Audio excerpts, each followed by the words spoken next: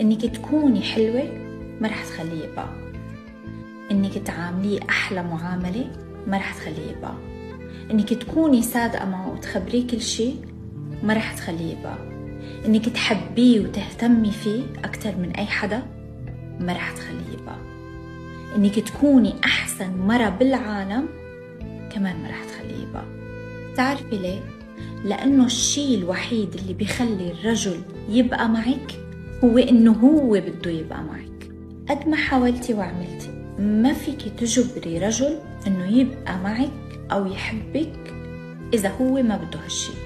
لا تتسولي الحب ولا تطلبي من شخص ما بده إياكي إنه يحبك ويبقى معك، لأنه الرجل اللي بده امرأة بحارب الدنيا كرمالها بدون ما هي تبذل أدنى مجهود، وإذا ما بده إياها لو حطت له القمر بإيد والشمس بإيد ما بده إياها.